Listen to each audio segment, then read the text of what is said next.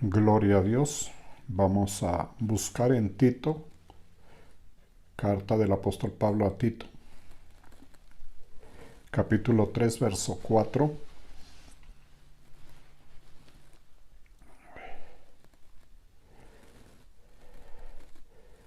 Pero cuando se manifestó la bondad de Dios nuestro Salvador y su amor para con los hombres, nos salvó no por obras de justicia que nosotros hubiéramos hecho, sino por su misericordia,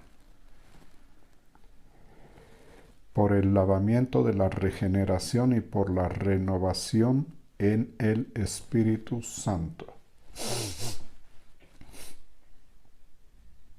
Señor, te damos gracias, te damos alabanza, acción de gracias, honra y gloria a tu nombre, Señor Jesús.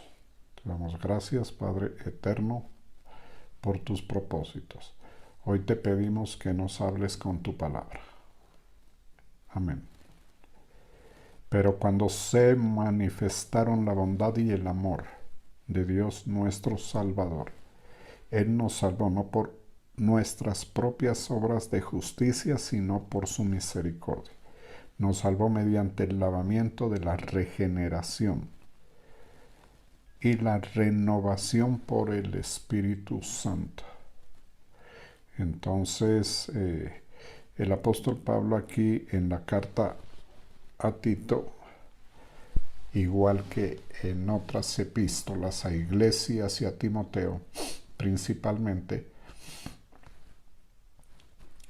recuerda el tema de la salvación a este discípulo, a Tito, para que él a su vez hable a la iglesia, por cuanto este tema, desde el punto de vista del Evangelio y del apóstol Pablo, del énfasis que le da a la palabra a él, es muy importante. Entonces, él viene haciendo una explicación acerca de la conducta de los creyentes, en donde exhorta a que sean sujetos y obedientes. Por ejemplo, este punto nomás es importante porque en la conducta humana que se aprende en la vida natural, en la sociedad, no es muy frecuente esta enseñanza. Digamos que en los manuales de conducta y comportamiento en general sí se enseña a estas alturas de la vida, pero no mucho, y ahora muy poco. En la época del apóstol Pablo también era muy poco, porque no había instrucción, no habían colegios, no habían escuelas en general. Entonces, la conducta era muy dada a ser la del carácter, la manifestación del carácter. Si la persona era agresiva, violenta, eso era lo que iba a manifestar, independientemente de. Y los que eran apaciguados y tranquilos, pues sí, van a ser así.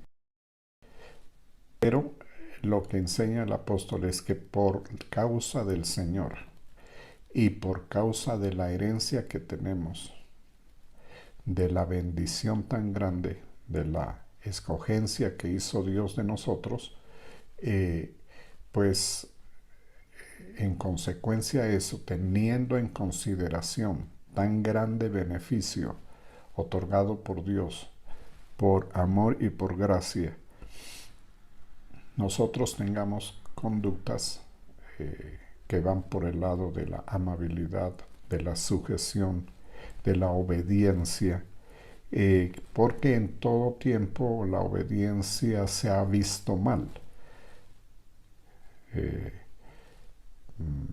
No se ve, no es una actitud humana que se elogie y se cultive. Al punto pues de que las conductas humanas más van por el lado de la rebeldía y de las rebeliones y de los levantamientos y de las groserías y de las violencias.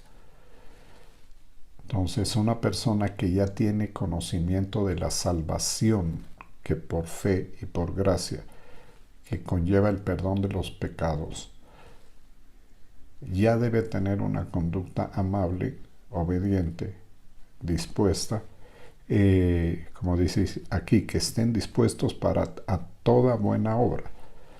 O sea, no verle problema a nada prácticamente. ¿Por qué? Porque ya sabemos lo que nos espera.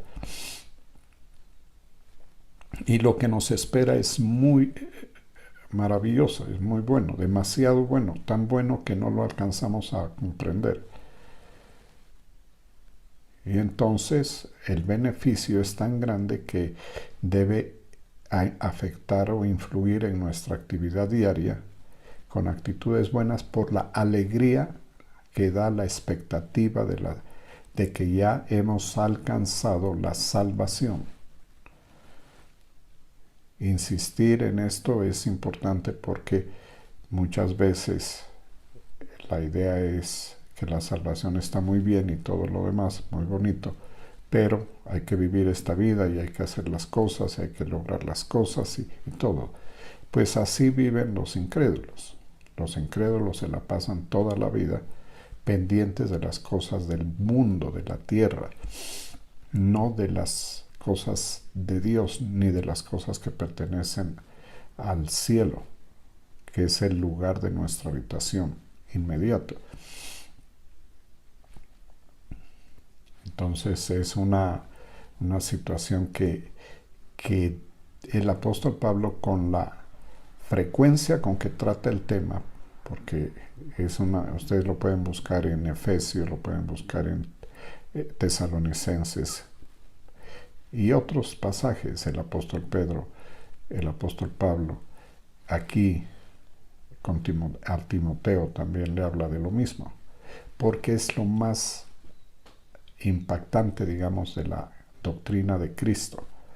La doctrina de Cristo, la enseñanza del Evangelio trae un mensaje que transforma la eternidad nuestra y nos abre la puerta de la vida eterna y de vivir eternamente con el Señor. Ante lo cual palidece todo lo de la tierra, porque lo de la tierra dura muy poco, demasiado poco, muy poco. Son unas pocas décadas nomás. Y entonces en la vida eterna no hay contabilidad de años, o sea, no importa, porque nunca terminará. Entonces es una situación supremamente clara. Mostrando toda mansedumbre, dice en el verso 2 del capítulo 3, mostrando, en la segunda parte, mostrando toda mansedumbre para con todos los hombres. O sea, todos tenemos que llegar idealmente a esa condición. La mansedumbre es la adaptación de nuestra vida y nuestra conducta a la palabra de Dios, y es también la demostración de nuestro cambio de mentalidad en relación a las cosas de la vida terrenal. ¿Por qué? Porque los hombres que no tienen mansedumbre están incluso dispuestos a perder su vida natural por cosas terrenales. Esto no es nada fácil. Yo lo menciono sabiendo que para nadie en la vida terrenal es fácil. Todos tenemos una conducta amoldada a la enseñanza, a la cultura y al carácter humano. Pero el Evangelio justamente lo que va a tratar es ese punto. La conducta y el carácter, transformándonos mediante la renovación. Uno de los efectos de la palabra de Dios, después de darnos la vida espiritual, porque por la palabra de Dios que recibimos el Espíritu, es renovarnos la mente, cambiarnos la mente, hacer que pensemos diferente. Un ser humano, un creyente en Cristo Jesús, cuando lee la Biblia, queda expuesto a los pensamientos que manifiesta la palabra, el Evangelio, y es influido en su conducta. Y empieza a tener cambios de acuerdo a los valores de la palabra de Dios y ya no de acuerdo a los valores de la sociedad humana, independientemente de cuál sea. Entonces la renovación es importante porque es producida por el mismo Señor, porque aquí lo dice en la parte final del verso 5, dice, y la renovación en el Espíritu Santo, el cual usa la palabra de Dios. Y por eso, en la medida que vamos leyendo, oyendo, leyendo, escuchando la palabra, poniéndola en práctica a lo largo de nuestro peregrinar, el carácter se va acomodando al carácter de Cristo, que es un carácter que está adaptado a la eternidad de la vida y a la vida en el cielo. No en la tierra. Entonces el Señor lo que quiere es que vayamos avanzando en este punto que es muy importante para la permanencia en la fe, para que todos alcancemos el premio final, que es la salvación de nuestras almas. Nuestras almas tienen ese galardón inmenso que es la salvación, obteniendo el fin de vuestra fe, que es la salvación de vuestras almas.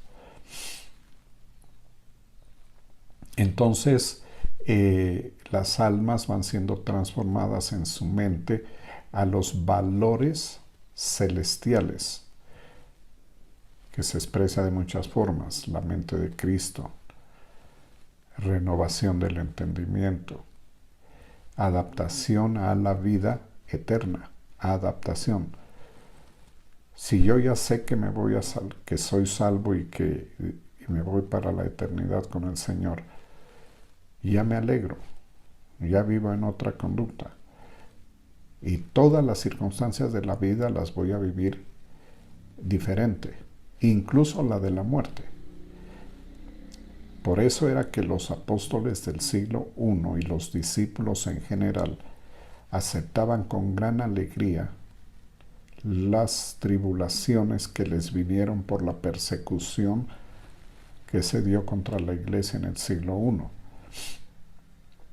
Por eso es que la narración histórica de la iglesia cuenta que en Roma, cuando los cristianos eran llevados al circo para ser sacrificados, solamente para divertir a la población de Roma, ellos en la arena del circo, esperando la muerte como les tocara, mientras venía la ejecución, mientras soltaban los leones o los animales, los bueyes, lo que tocara a cada uno, o los quemaran vivos, ellos cantaban.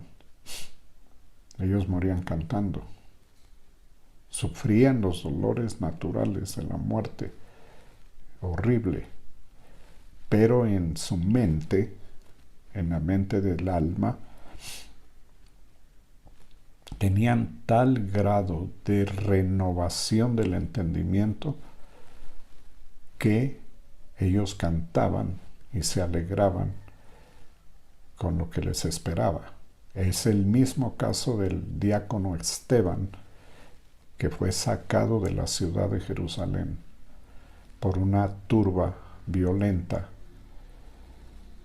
a un lugar apartado cerca de la ciudad para ser apedreado.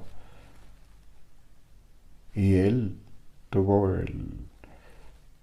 de acuerdo a la narración de los libros de los Hechos, tuvo la experiencia de ver los cielos como se abrieron y declaró que veía al Señor Jesucristo, que era como decir, te estoy esperando, ven. Y esa situación cambió su momento.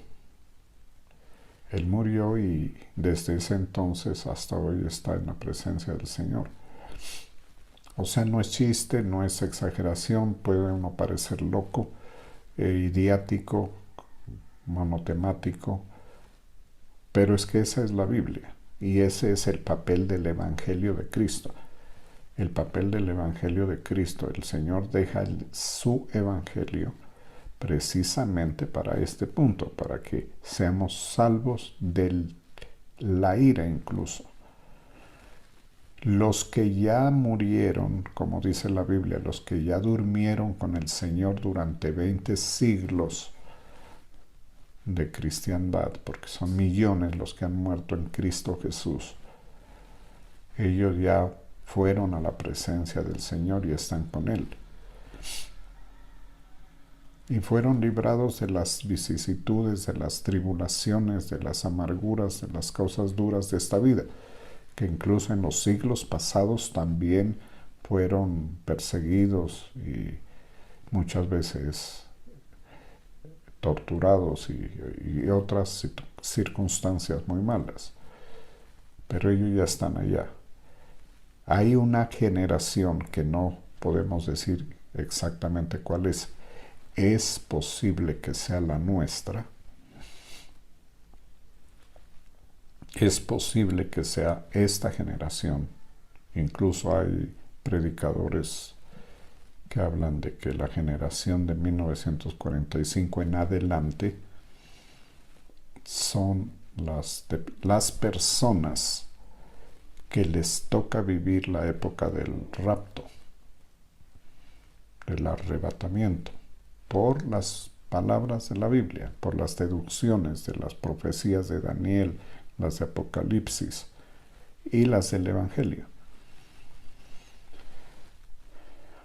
Entonces, la salvación, que es escapar de la condenación eterna, que bien grande es el beneficio, tiene también que ver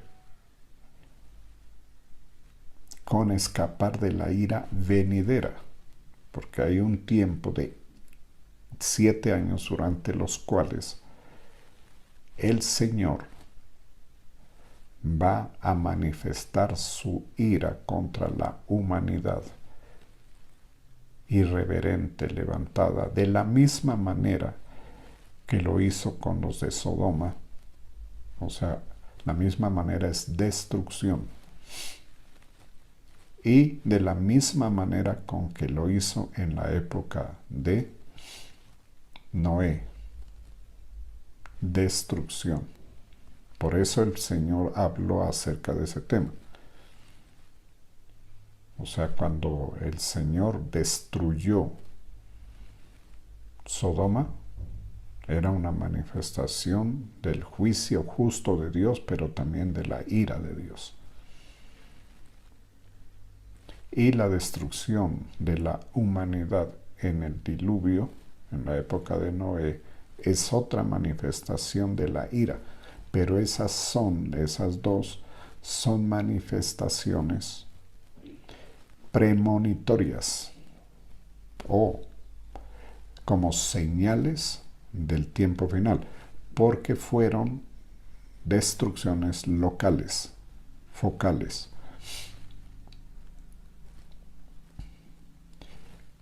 Lo que muestra la Biblia es que el tiempo de la ira de Dios, que corresponde a los 7 años de la gran tribulación, esos son universales, mundiales. Esos afectan a toda la humanidad, a tal punto que más o menos el 63% de la gente que esté viva en la tierra va a morir. Y si, como dicen algunas personas respetables de la iglesia de este tiempo, eso está a pocos años, 3, 4 años, 5 años máximo. O sea que muchos de los que van a tener que pasar por el tiempo de la ira de Dios están perfectamente vivos en este momento. Están viviendo, están viviendo su vida como les place, sin recordarse del Señor, sin un pensamiento para Dios y muchas veces rechazando cuando se les comparte. Y muy tranquilos, pero no saben lo que se viene sobre la humanidad. Por eso es que la Biblia habla de esa manera. Por eso es que Él nos ha dado una gracia que es que escapemos de la condenación cuando el tránsito de las personas es por la muerte del cuerpo físico. Ya no se condenan, no se van al infierno como era el destino antes. Y la otra es escapar de la ira venidera. O sea, son dos beneficios de la salvación que el apóstol Pablo los menciona mucho. Y el apóstol Pedro también. Es escapar. Escapar quiere decir que no nos va a tocar. Por eso, con eso nomás es para estar contento. Ahora, la iglesia se va enterando, cada cristiano se va enterando lentamente, a medida que crece en el conocimiento de la palabra, de estos temas. Al principio, pues por supuesto, el tema más importante es que nos perdona nuestros pecados y nos da la vida eterna, como marco general. Pero luego ya se va adentrando y se va dando cuenta, y cada cual tendrá que mirar su condición.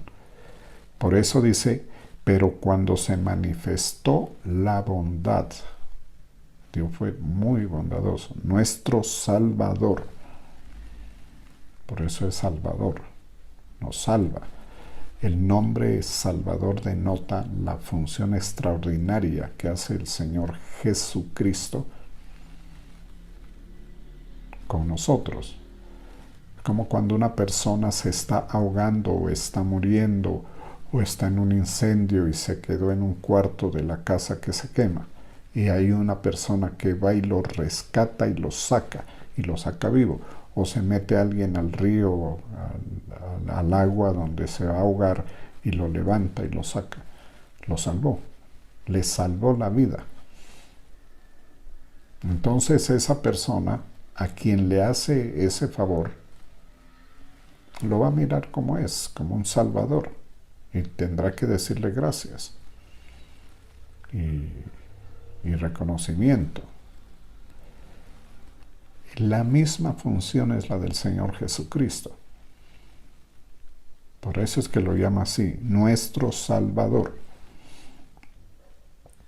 Porque si Él no nos salva y se cumplen las palabras de la Biblia en la vida de nosotros, el destino para nuestras almas será la condenación en el infierno. Casi todos los días o muy frecuentemente oímos de personas que mueren sin Cristo. Eso es así. Más ahora que hay tanta gente muriendo por el virus. Y yo, cuando me mencionan eso y me cuentan que las personas no conocieron, no aceptaron a Cristo, Yo pienso que en ese momento sus almas están siendo atormentadas, que se les llegó el tiempo y la sorpresa que nunca pensaron vivir, la están viviendo, el horror de la condenación. Eso es muy duro, eso es muy tremendo. Por eso la labor del creyente es predicar, compartir, dar a conocer. El problema es que la gente no es de fe, no es mansa.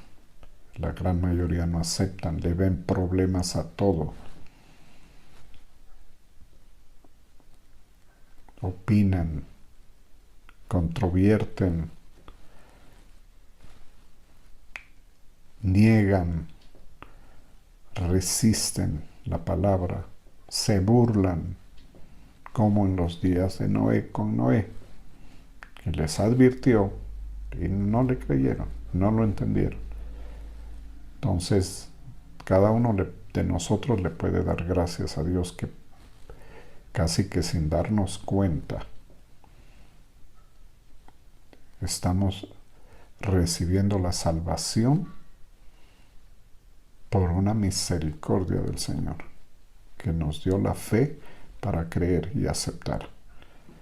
Y porque permitió que con nuestra condición natural, humana, nuestro carácter, pues circunstancias de la vida nuestra, de cada uno, permitió que fuéramos sensibles a la palabra.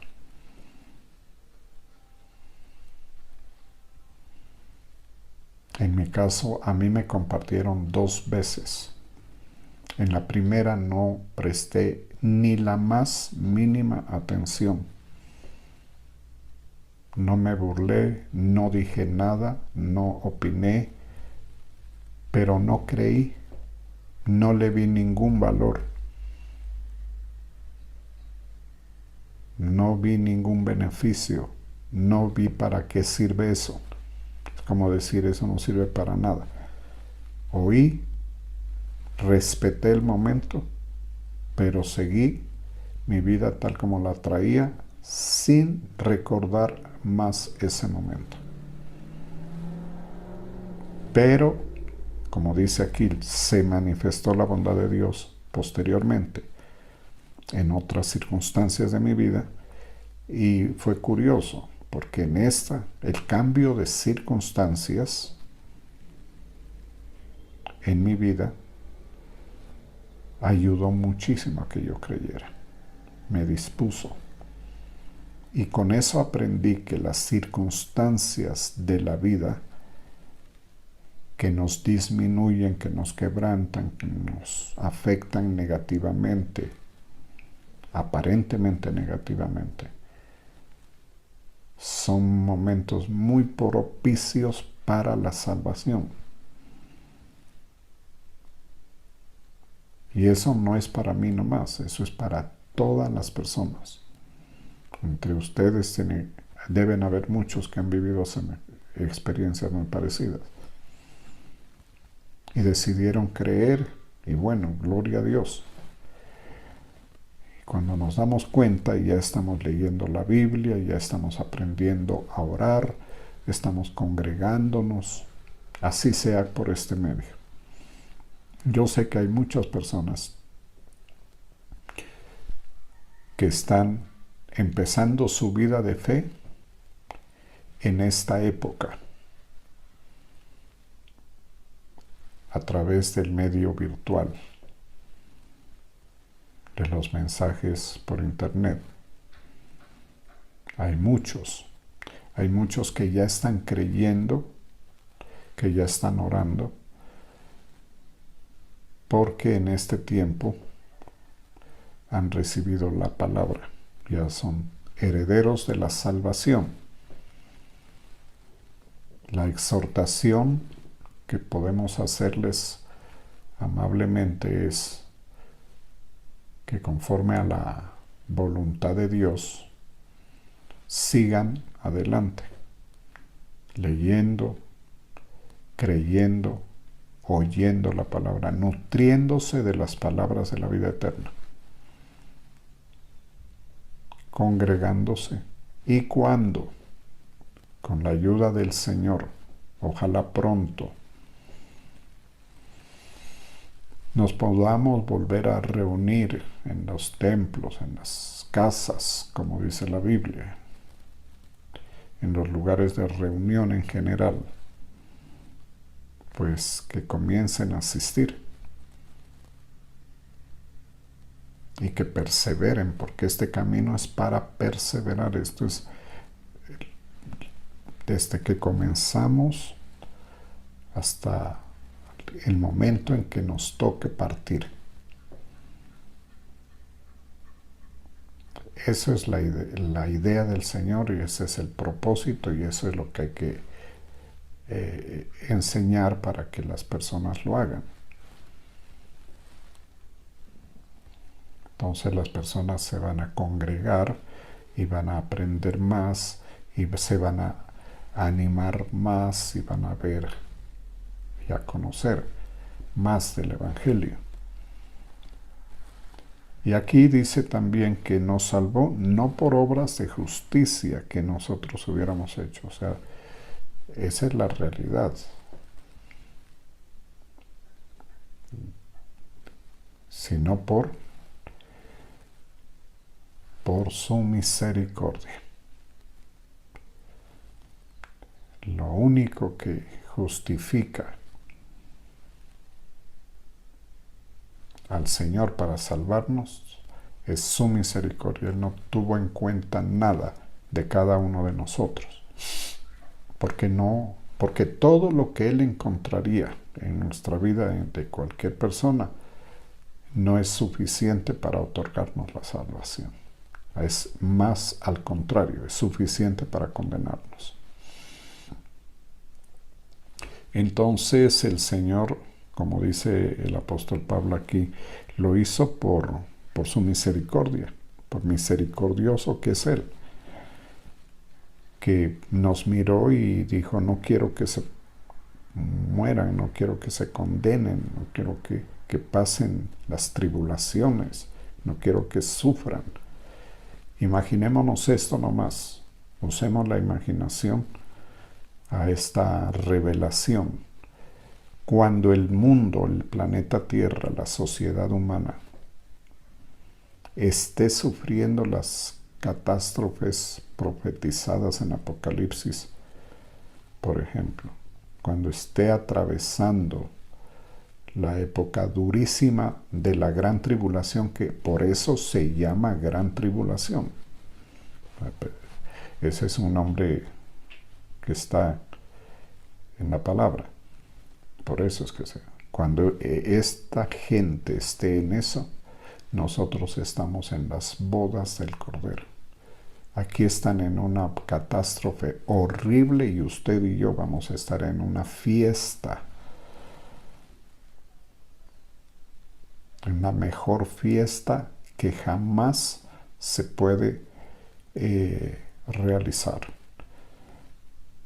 Una fiesta en el cielo por celebración de las bodas del Cordero de Dios con la iglesia. O sea, estaremos en un momento, eso es lo que nos espera, estaremos en un momento maravilloso, extraordinario, feliz, pleno, increíble, inolvidable, no hay palabras, maravilloso.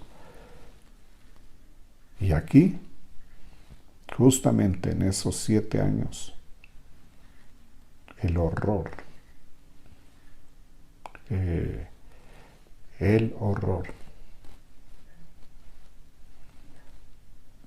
algo horrible,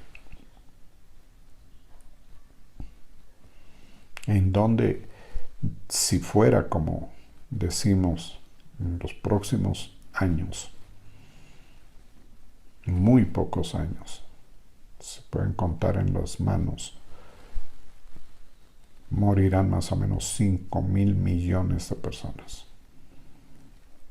Si no es en esta época y va a ser más adelante, va a ser igual. No importa. Si a nosotros nos tenemos que dormir con el Señor, dormir en el Señor, en la fe, morir creyendo, como lo hicieron nuestros padres, nuestros antepasados, muchos hermanos, aún de esta iglesia, que vimos entre nosotros en la iglesia y que asistieron y creyeron, que yo los recibí, les prediqué, y que ya hace muchos años partieron. A uno les va a tocar así. Si no viene el Señor pronto, nos va a tocar así. Igual. Escaparemos de ese tiempo. Pero si es en esta época, con mayor razón. Ahora sí es la época de creer y de dedicarse al Señor por si acaso. Como decimos. ¿Qué tal que sea así como se entiende proféticamente? Que estamos a puertas de la venida del Señor. Por todas las señales. Entonces, lo que tenemos es que asegurarnos con nuestra fe, práctica de la fe, y estar muchísimo en la búsqueda del Señor. Para que se cumpla la promesa y escapemos a esto.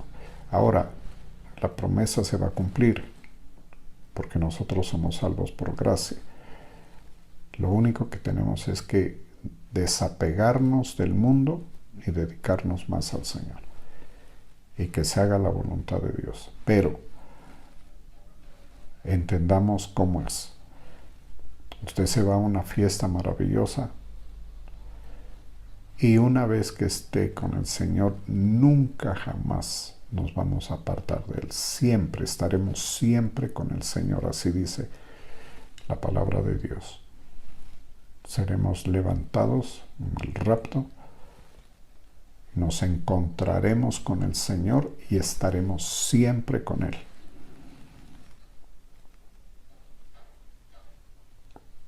En el rapto la iglesia es levantada, se encuentra con el Señor en las nubes y parten de las nubes, parten para el cielo. Y allá se va a realizar las bodas del Cordero. Pero también vamos al tribunal de Cristo.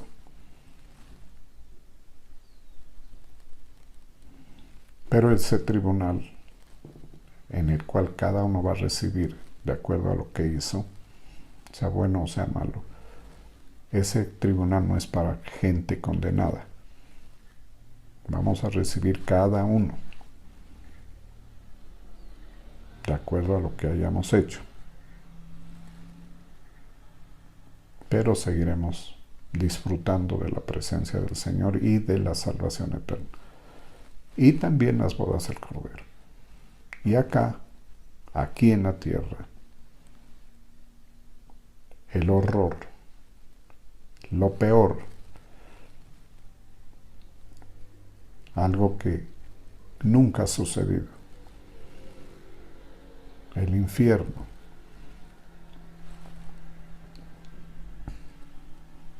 Entonces, los cuadros son apocalípticos, como dice. Son apocalípticos.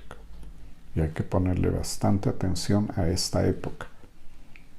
Ahora, si no viene, tranquilos, seguimos. ¿Cómo vamos a seguir? Igual, dedicados al Señor, poniendo la mira en las cosas de arriba, no en las de la tierra. Las cosas de arriba, donde está sentado Cristo Jesús a la derecha del Padre.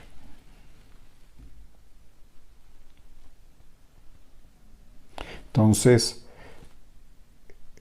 dice, por el lavamiento de la regeneración, el lavamiento de la palabra, de agua por la palabra de Dios. La palabra de Dios, como hemos visto, renueva, limpia nuestros cuerpos y nuestras almas. Hace una función espiritual de limpieza. Y también por la renovación, que la misma palabra usada, ungida por el Espíritu Santo, transforma nuestras vidas, reiterando lo que ya sabemos. El gozo de la salvación, que es nuestra fortaleza, como dice la Biblia. ¿Usted por qué es fuerte espiritualmente? ¿O en qué medida una persona es fuerte espiritualmente? En la medida de la revelación de la salvación que hay en Cristo Jesús. Del entendimiento de todo lo que hemos estado diciendo. Porque si la alegría suya es por la vida que lleva aquí en la tierra, y porque el Señor lo ha bendecido y porque lo ha prosperado, es muy peligrosa esa posición. Por eso es que dicen que hay unos que niegan su venida. Y dicen que no va a haber rapto, porque piensan que las bendiciones solamente son para la tierra, para que nos vaya bien y prosperemos y estemos contentos. Los apóstoles del siglo I fueron muy claros y ahora entendemos más por qué ellos insisten tanto en el tema de la salvación y de escapar de la ira venidera.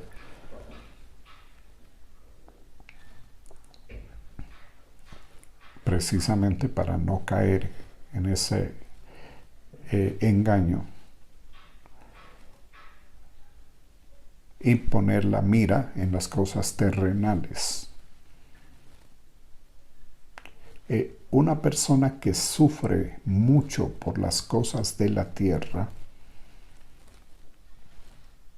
tiene el alma atada a la tierra y a las cosas terrenales. Eso es un peligro.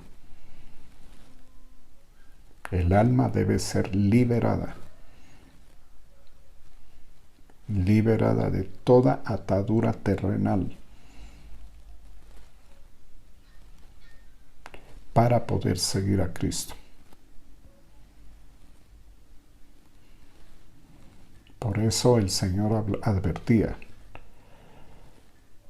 que el que ama a padre o a madre más que a él, o a hijo o a hija más que a él, no es digno de él.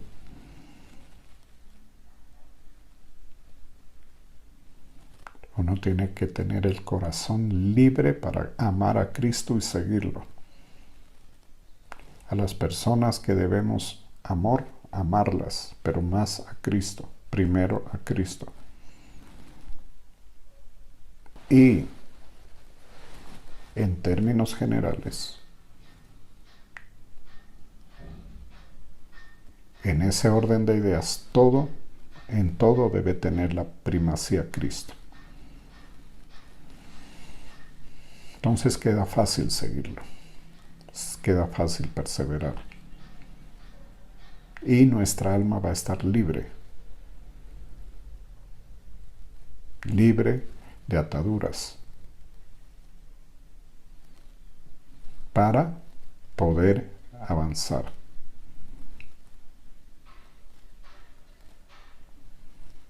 Poniendo la mira así como dice. Ese es el efecto de la renovación que hace el Espíritu Santo en nosotros. Porque cuando no hay renovación, la gente sigue igual.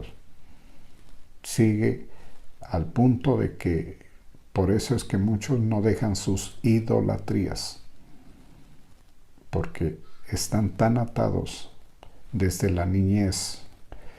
Aprendieron la idolatría de la región, de su familia, y se atan afectivamente tanto a eso que cuando se les comparte el Evangelio lo rechazan, incluso a veces con desprecio, con agresividad. Yo no voy a cambiar a mi Virgen, yo no voy a cambiar a mi divino niño, yo no voy a cambiar mi práctica idolátrica. Porque mi papá y mi mamá lo hicieron, porque mi papá, esa fue lo que recibí de mis padres. Y por el afecto a los padres no cambian. Ese es el tema de las ataduras de ese tipo. Entonces, el creyente sencillamente debe estar liberado, o si no lo está, propiciar mansamente las liberaciones que el Señor haga, porque el Señor nos puede liberar. Las circunstancias de la vida el Señor las usa para liberarnos. Todas las circunstancias. Muchas de las circunstancias son para liberación. Hacer nuestra alma libre y dejarla en la libertad en Cristo Jesús, para que cuando el Señor nos llama a su presencia o venga por la iglesia, estemos dedicados a Él, expectantes, estemos esperando su venida. Vamos a darle gracias.